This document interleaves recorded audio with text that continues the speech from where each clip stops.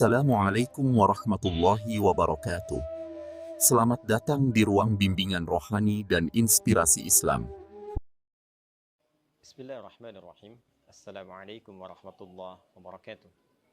Alhamdulillahi rabbil alamin. Wassalatu wassalamu ala rasulillahil karim. Nabiyyina wa sayyidina Muhammadin al-amin. Wa ala alihi wa sahbihi ajma'in. Wa ba'd.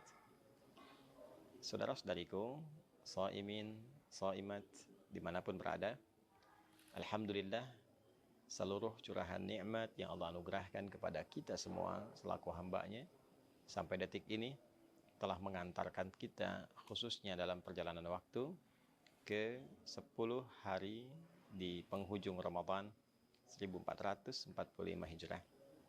Nikmat yang istimewa, keberkahan yang begitu agung, tak terasa telah kita lewati setidaknya kurang lebih 20 hari berjalan selama Ramadan. Semoga Allah Subhanahu wa taala berkenan menerima seluruh amal ibadah yang telah kita tunaikan, mengabulkan doa-doa kita, mengampuni dosa-dosa yang pernah kita kerjakan, dan mengantarkan kita pada perubahan terbaik dalam berkehidupan. Teman-teman, di 10 hari terakhir Ramadan adalah puncak dari segala perjalanan ibadah kita di bulan mulia ini. Sekaligus akan mengantarkan kita pada keistimewaan yang tidak biasa, pada keagungan yang begitu menggetarkan kepada jiwa dan mendatangkan peluang yang begitu dahsyat yang boleh jadi tidak ditemukan di waktu-waktu lainnya. Terekam dalam hadis riwayat Al-Imam Al-Bukhari yang tersambung sanadnya pada ibunda kita yang sangat mulia, Sayyidah Aisyah radhiyallahu taala anha. Didokumentasikan riwayat ini oleh Al-Imam Al-Bukhari dalam kitab sahihnya nomor hadis 2024. Sayyidah Aisyah menyampaikan, atau kama qalat, "Idza dakhala al-ashru min Ramadan." Di riwayat lain, "Idza dakhalatil ashru." Jika telah tiba 10 hari terakhir di bulan Ramadan, syadda an-nabiyyu sallallahu alaihi wasallam mi'zarahu wa ahya lailahu wa aiqadha ahlahu.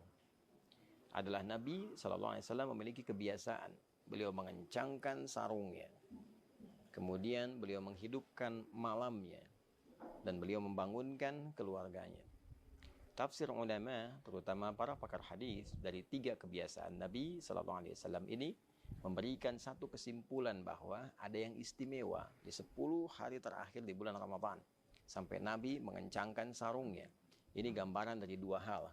Yang pertama adalah mengencangkan sarung itu satu kinayah dalam bahasa Arab untuk menunjukkan menepikan pergaulan dengan istri dalam hal hubungan biologis, karena ada sesuatu yang sangat penting yang ingin diburu. Saking pentingnya, hubungan biologis dengan istri pun ditepikan terlebih dahulu untuk mengejar sesuatu yang sangat istimewa ini. Ini juga menggambarkan bagian kedua, sesuatu yang disimbolkan dengan pengencangan sarung yang biasa digunakan untuk beraktivitas ibadah, menunjukkan peningkatan ibadah yang lebih dari sebelum-sebelumnya. Kuatkan lagi, kencangkan ikat pinggang. Itu artinya kita menyiapkan sesuatu pada sesuatu yang penting, yang ingin kita tambah durasinya, tambah kualitasnya, tambah kuantitasnya. Maka ketika Nabi disebutkan mengencangkan sarungnya, ini menunjukkan bahwa beliau ingin meningkatkan kualitas dan kuantitas ibadahnya dalam rangka pendekatan lebih kepada Allah Subhanahu wa taala di 10 hari terakhir. Lalu ahya lailahu, beliau menghidupkan malamnya. Malam dihidupkan, keterangan para periwayat menunjukkan bahwa satu, peningkatan ketaatan kepada Allah Subhanahu wa taala. Menghidupkan malam bisa berarti menghidupkan dengan sholat. Ada tambahan yang kelak kita bisa bahas di pertemuan yang lain tentang kebolehannya menunaikan sholat malam setelah sholat tarawih. Secara teknis kita akan bahas di pertemuan sesi yang lain. Bila ditutup dengan witir, bagaimana teknis malamnya. Bila witir diakhirkan, bagaimana teknis pembaginya. Secara singkatnya, Nabi menghidupkan malam-malam di akhir Ramadan ini dengan ibadah, dengan ketaatan. Boleh jadi dengan tilawah Al-Quran. Karena hadis-hadis mengungkap satu rahasia bahwa Nabi SAW setiap malam Ramadan didatangi oleh malaikat Jibril, dibimbing untuk tadarus, bisa membaca, bisa mengkaji, bisa juga dibimbing untuk pemahaman makna. Ini menunjukkan malamnya hidup. Wa aiqadha ahlahu, dan beliau membangunkan keluarganya. Beliau menginginkan tidak hanya sebagai pribadinya yang saleh, tapi juga memberikan keteladanan pada umatnya, keluarganya dibangunkan, dihidupkan, dan diarahkan untuk meningkatkan giat rutinitas di malam-malam Ramadan.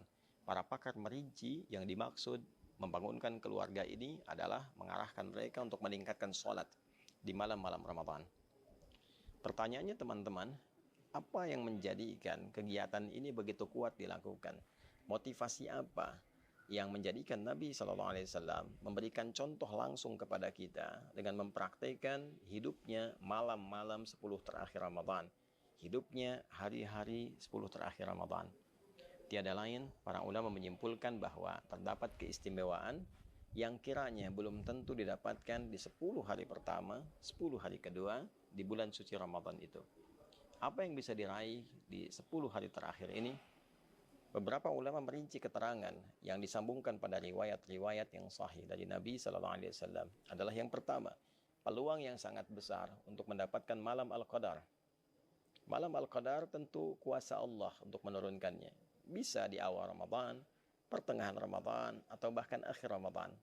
Namun kebiasaan yang berlangsung pada kehidupan Nabi SAW, salah satu riwayat sering menunjukkan bahwa kedatangan malam Al-Qadar seringkali terjadi di akhir-akhir Ramadan. Tepatnya di antara 10 malam-malam akhir Ramadan. Sehingga beberapa riwayat pernah menunjukkan, ada yang menyimpulkan pernah terjadi malam 27, ada yang menyimpulkan pernah terjadi malam 23, sehingga dari untaian riwayat ini ada yang bahkan memburu malam-malam ganjilnya. Sekalipun kuasa Allah bisa mendatangkan di malam genapnya, ganjil bisa, genap bisa. Artinya 10 malam terakhir Ramadan begitu istimewa. Saat seseorang mendapati malam Al-Qadar itu, artinya ia mendapatkan anugerah tak terkira. Semua kegiatan yang dikerjakan dalam bentuk ibadah dilipat gandakan sampai dengan lebih dari 1000 bulan.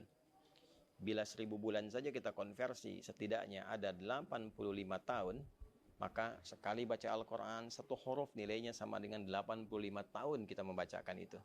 Nun, baru nun saja, dapat pahala baca nun selama lebih dari 85 tahun. Maka bagaimana dengan orang yang sholat sunnah? Bagaimana dengan orang yang istighfar? Bagaimana dengan orang yang berdoa? Kualitasnya semakin menjadi luar biasa. 10 malam terakhir adalah puncak dari pembuktian semua hasil ibadah kita di 10 hari pertama dan 10 hari kedua. Saya sering gambarkan kalau orang sudah merasakan nikmatnya satu makanan, tentu dia akan berburu lebih kuat lagi tentang makanan itu. Kalaupun kita kasih contoh yang sederhana, 10 hari pertama diberi kerupuk, 10 hari kedua diberi kerupuk. Begitu masuk 10 hari ketiga, bukankah kita sudah menunggu kerupuknya? Apalagi kalau menunya begitu lezat. Maka orang-orang yang menikmati 10 hari pertama, 10 hari kedua, dia akan semakin mengencangkan ikat pinggangnya untuk menghidupkan 10 hari terakhir, karena ini puncak Ramadan. Belum tentu bertemu dengan Ramadan di tahun yang akan datang. Karena itulah kemudian 10 hari terakhir ini adalah puncaknya kita berdoa. Optimalkan, boleh jadi itu menjadi puncak dari jawaban. Puncak kita bertobat. Dan puncak kita menunjukkan kesungguhan kepada Allah saat sebagian orang-orang yang bahkan mengatakan beriman sedang disibukkan oleh urusan dunianya. Betapa sebagian sudah berpikir tentang mudik. Tidak salah, sah-sah saja. Dan boleh jadi kita berhusnudzan di perjalanan mereka mengisi dengan tilawah, mengisi dengan ibadah, alhamdulillah. Sebagian masih sibuk dengan berdagang, mengejar setoran, mengejar THR, mengejar pembagian, bahkan mengejar untuk target lebaran. Berapa omset yang harus didapatkan. Di saat orang mengejar omset dunia, ada orang yang berpikir investasi mengejar omset akhirat. Maka dia tukar dunianya untuk mengejar akhiratnya. Dan itu luar biasa.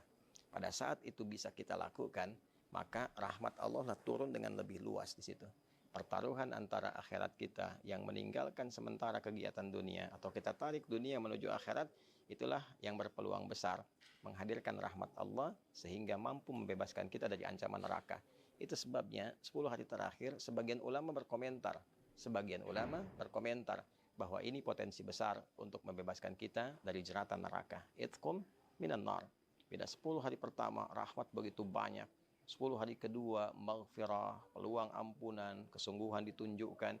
Maka 10 hari ketiga adalah fokus peningkatan, pendekatan kepada Allah sehingga kita bisa mampu meningkatkan diri dengan berpeluang besar mendapatkan rahmat Allah yang membebaskan kita dari ancaman dan jeratan neraka. Saudara, Allah memberikan kesempatan pada kita berulang tahun, berulang waktu datangnya Ramadan. Mungkin yang sebelumnya belum optimal, sebelumnya lagi belum bisa maksimal. Jika Allah sudah berikan berulang selama hidup sampai detik ini belum mampu kita manfaatkan, berapa Ramadan lagi yang kita butuhkan untuk bisa mengoptimalkan diri kita mendekat kepada Allah Subhanahu wa taala. Semoga 10 hari terakhir ini kita mendapatkan keistimewaannya, kita meraih peluangnya.